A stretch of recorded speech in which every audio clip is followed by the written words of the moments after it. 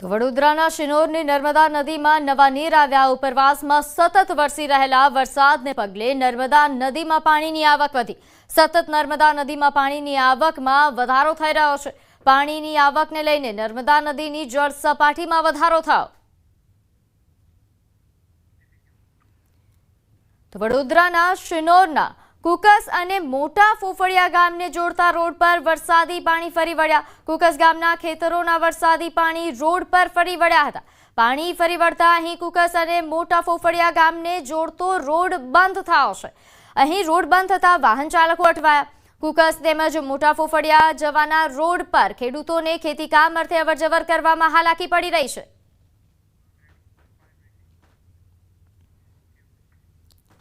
તો આ તરફ ડાંગમાં વરસાદ બાદ અહીં પ્રકૃતિ સોળે કળાએ ખીલી ઉઠી છે। બંભાઈ ધોધના મનમોહક દ્રશ્યો સામે આવ્યા। 100 મીટરની ઊંચાઈથી અહીં ધોધ પડે છે। ધોધ સક્રિય થતા પ્રવાસીઓ ઝૂમી ઉઠ્યા। તો આ મનમોહક દ્રશ્યો ટીવીના માધ્યમથી આપ જુઓ। ધોધ સક્રિય થતા અહીં પ્રવાસીઓ પણ ઝૂમી ઉઠ્યા છે, કારણ કે આ જે ધોધ છે તેની આસપાસનો નજારો છે તે ખૂબ જ આકર્ષિત કરે તેવા પ્રકારનો છે। 100 મીટરની ઊંચાઈથી અહીં ધોધ પડે છે। તો બંભાઈ ધોધના આ મનમોહક દ્રશ્યો જે સૌ પ્રવાસીઓને આકર્ષિત કરી રહ્યા છે। 100 મીટરની ઊંચાઈથી અહીં ધોધ પડે છે। ભારે વરસાદના કારણે આ ધોધ હાલ સક્રિય થયો છે, જેના કારણે અહીં આસપાસનો નજારો પણ ખૂબ જ આહલાદક બન્યો છે। ભારે વરસાદ તેમજ ધુમ્મસના કારણે અહીંની જે પ્રકૃતિ છે તે સોળે કળાએ ખીલી ઉઠી છે।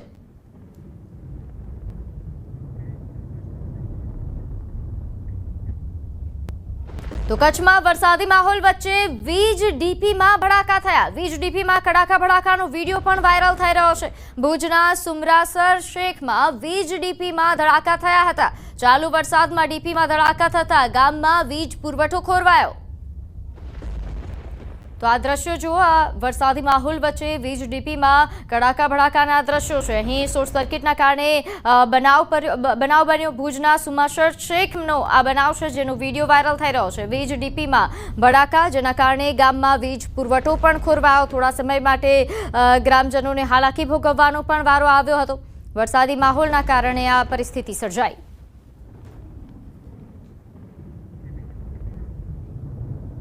તો સુરતમાં મીઠી ખાડીના પાણીએ ભારે તબાહી મચાવી છે અને હાલ વરસાદે વિરામ લીધો છે, પરંતુ વરસાદના વિરામ બાદ પણ અહીં પાણી ઉતરી રહ્યા નથી। આ ઉપરાંત બીજી તરફ તંત્રની ટીમે પણ સફાઈ અભિયાન શરૂ કર્યું છે। ઘણા એવા વિસ્તારો છે કે જ્યાં પાણી ઉતરવાની શરૂઆત થઈ ગઈ છે। 4 દિવસથી પાણી ભરાયા હોવાથી લોકોને હાલાકી પડી રહી હતી। હવે નીચાણવાળા વિસ્તારોમાં પાણી ન ઓસરતા મનપાની ટીમ પણ કામે લાગી ગઈ છે। પ્રભાવિત વિસ્તારોમાં યુદ્ધના ધોરણે સુરત મહાનગરપાલિકા દ્વારા સફાઈ અભિયાન હાથ ધરાયું છે। સાફ સફાઈ બાદ આરોગ્ય વિભાગ દ્વારા દવા છાંટવાની પણ કામગીરી કરવામાં આવશે।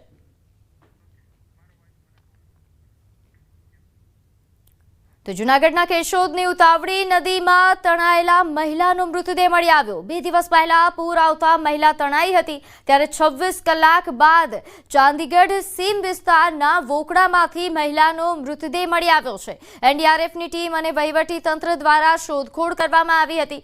મહિલાના મૃતદેહને પરિવારને સોંપવામાં આવ્યો।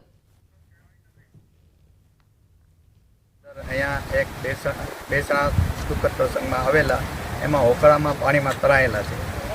26 કલાકની એનડીઆરએફ ટીમે સ્થાનિક ટીમે જદ્દોજહદ કરીને આજ અમને हमारी મદદની મળેલી છે। जो यहाँ का टेरेन था वो बहुत ही कठिन था, क्योंकि यहाँ पे खासकर जंगली झाड़ियाँ बहुत ज़्यादा थी और जिस नाले में डेड बॉडी मिली है उसमें बहुत ज़्यादा बोल्डर्स थे, तो वहाँ पे बोट को प्लेस करना भी बहुत मुश्किल था। हमारे जो रेस्क्यूअर्स हैं उन्होंने बहुत ही कड़ी मशक्क़त करनी पड़ी है, काफ़ी मेहनत करनी पड़ी है, और उन्होंने मैनुअली तौर से भी और जहाँ पर बोट चलाना पॉसिबल था वहाँ पे बोट चला करके डेड बॉडी को रिकवर करने का प्रयास किया है।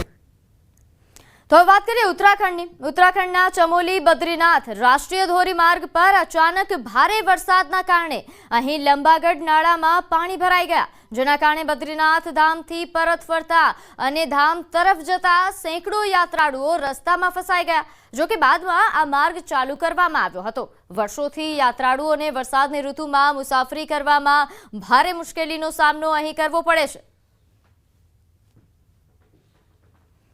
તો આ ચમોલી બદ્રીનાથ રોડ પર નાળામાં પાણી ભરાઈ જતા અહીંના જે પ્રવાસીઓ છે, મુસાફરો છે, તેમને હાલાકી ભોગવવાનો વારો આવ્યો. થોડા સમય માટે પ્રવાસીઓ અટવાયા હતા. જોકે તે બાદ રસ્તો અહીં ચાલુ કરવામાં આવ્યો હતો. રોડ પર નાળામાં પાણી ભરાયા બાદ અહીં રસ્તો સાફ કરવામાં આવ્યો અને પ્રવાસીઓની અવરજવર ફરી શરૂ થઈ. તો લંબાગઢ નાળામાં પાણી ભરાઈ જતા પરિસ્થિતિ. ઉત્તરાખંડના ચમોલીના નંદપ્રયાગમાં પણ રાતોરાત ભારે વરસાદના કારણે ઘણા ઘરો કાટમાળમાં દબાઈ ગયા અને ઘણા લોકોને તંબુમાં રહેવાની ફરજ પડી છે. ભારે વરસાદના કારણે રોડ પર ભેખડો ધસી પડવાના બનાવો બન્યા તો ઘણા વાહનોને પણ નુકસાન થયું છે, જેના દ્રશ્યો જોઈ શકો છો. ઉત્તરાખંડના નંદપ્રયાગના દ્રશ્યો છે, જ્યાં મોડી રાત્રે ભારે વરસાદના કારણે તારાજી સર્જાઈ. વાહન ચાલકો ભેખડો ધસી પડવાના કારણે અહીં અટવાઈ ગયા રસ્તા પર. તો ઘણા એવા વિસ્તારો છે કે જ્યાં મકાનને નુકસાન પડ્યું. અહીં ભારે વરસાદના કારણે ઘણા એવા જર્જરિત મકાનો હતા, તે પણ ધસી પડ્યા, જેના કારણે લોકોને તંબુમાં રહેવાની ફરજ પડી. દરિયાના મોજાના કારણે મકાન ધરાશાયી થયા હોવાની બનાવ સામે આવ્યો છે. ઉનાના સૈયદ રાજપરાની આ ઘટના છે, દરિયાકાંઠા વિસ્તારની આ ઘટના કે જ્યાં ભારે કરંટના કારણે મકાન ધરાશાયી થયું. મકાન ધરાશાયીનો લાઈવ વિડીયો પણ સામે આવ્યો છે. છેલ્લા કેટલાક દિવસોમાં 2 થી 3 મકાન ધરાશાયી થયા.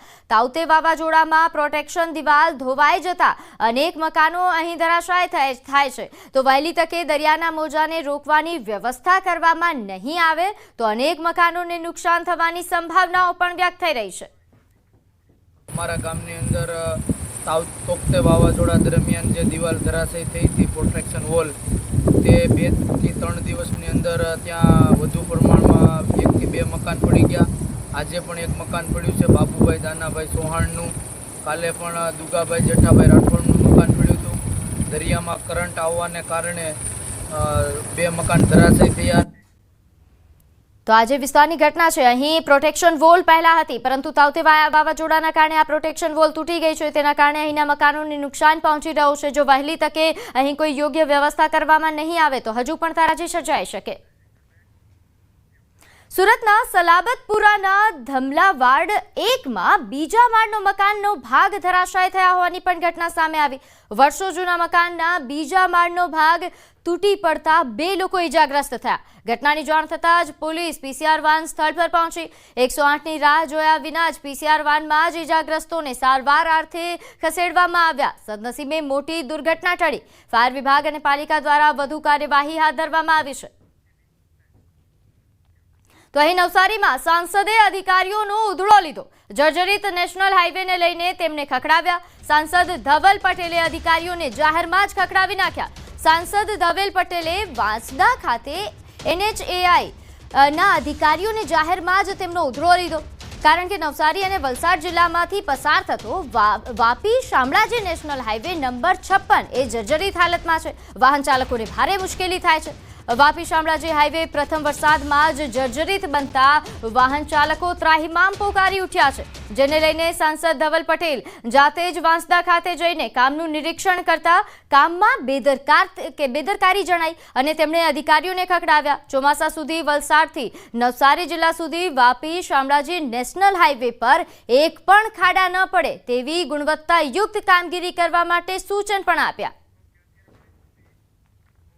देखिए 19 से वाजदा ऑलरेडी हमने टेंडर कर दिया है और 104 किलोमीटर हमने टेंडर किया था, जिसके अंदर 19 से वाजदा का स्ट्रेच भी आता है. 1 महीना हुआ है हमें काम करते हुए. 1 महीने में हमने ऑलरेडी लगभग 60 से 65 किलोमीटर रोड पे काम कर दिया. तो 1 महीने के बाद हमारा प्लान था कि इस स्ट्रेच को भी हम टेकअप करेंगे, क्योंकि हमने किया था नेत्रांग साइड से और हम इधर की तरफ आ रहे थे. નવસારી જિલ્લામાં પડેલ બેમાર વરસાદને કારણે રસ્તાઓ બિસ્માર હાલતમાં થઈ ગયા છે. રસ્તાઓ ખરાબ થઈ ચૂક્યા છે. વાહન ચાલકો પરેશાન થઈ ચૂક્યા છે. રસ્તાની ગુણવત્તા જે છે એ નથી જળવાવાના કારણે વાહન ચાલકો પરેશાન થઈ ગયા છે. મસ્ત મોટા ખાડાઓ પડી ચૂક્યા છે. આ જે દ્રશ્ય છે વાપી શામળાજી હાઈવેના દ્રશ્ય છે અને ત્યાં જે વલસાડ ડાંગના જે સાંસદ છે એ પસાર થઈ રહ્યા હતા અને જે કામ ચાલી રહ્યું હતું ત્યારે અધિકારીઓનો ઉગાડો લીધો હતો અને જે રસ્તાઓ છે બિસ્માર રસ્તાઓ તાકીદે મરામત કરવાની સૂચના જે સાંસદ ધવલ પટેલ આપી રહ્યા છે અને અધિકારીઓને ઉગાડો લઈ રહ્યા છે કે આ પ્રકારના રસ્તા ચલાવી લેવામાં નહીં આવે, તમારા ઉપરી અધિકારીઓને અહીં મૂકવામાં આવે અને વહેલી તકે વાહન ચાલકોને જે સમસ્યા પડી રહી છે એ દૂર કરવામાં આવે એવી સૂચનાઓ આપવામાં આવી રહી છે. ધવલ પટેલ આપણી સાથે છે, એમની સાથે સીધી વાત કરીશું. બિસ્માર રસ્તાઓને લઈને આજે આપણે પોતે પસાર થઈ હતા, ગાડી ઊભી રાખી સૂચના આપી છે, શું કહેશો? જી, ખાસ કરીને આપણા વાંસદા ઉનાઈનો આ રસ્તો છે, અમારા વાંસદાના ગરીબ આદિવાસીઓ, મધ્યમ વર્ગના આદિવાસીઓનો નોન સ્ટોપ અમને કમ્પ્લેન મળી છે. એના માટે ખાસ કરીને હું અહીંયા વિઝિટ કરાયો છું. અમારા NH56ના અધ્યક્ષ અનુજ શર્માજી પણ, એટલે ખાસ એમને મેં તલબ કર્યા છે, એકતાનગરથી અહીંયા આવ્યા છે. કારણ કે દર વર્ષે આ સમસ્યા થાય છે. અમારી સરકાર હંમેશા સારા રસ્તા બને એના માટે પ્રાધાન્ય આપે છે, પૈસા આપે છે, પણ નીચ સ્તરે જે કામ થવાનું અધિકારી દ્વારા એ નથી થતું. એના કારણે અમે સરકાર સાથે મળીને નીતિન ગડકરી સાહેબને સૂચનાથી અમે રસ્તા પર આવ્યા છે. ખિલાફ પણ કોઈ પણ જાતનું અમે બાંધછોડ ચલાવશું નહીં. એમના ખિલાફ પણ સ્ટ્રોંગથી સ્ટ્રોંગ એક્શન લેશું અને એજન્સી પણ કોઈ ખરાબ કામ કરશે તો એમને પણ હું 100% બ્લેકલિસ્ટ કરશું. ચોક્કસથી જે રીતના બિસ્માર રસ્તાઓને લઈને હવે જે વલસાડ ડાંગના જે સાંસદ છે ધવલ પટેલ એ પણ સામે આવી ચૂક્યા છે અને અધિકારીઓને સ્પષ્ટ સૂચના આપી દીધી છે કે જો કોઈ પણ ભ્રષ્ટાચાર થશે અથવા તો કોઈ પણ બેદરકારી જો રાખવામાં આવશે આ રસ્તા જે રિપેર કરવામાં, તો એમના વિરુદ્ધ પણ કડક કાર્યવાહી થશે. ભાવિન પટેલ, ન્યૂઝ 18 ગુજરાતી, નવસારી.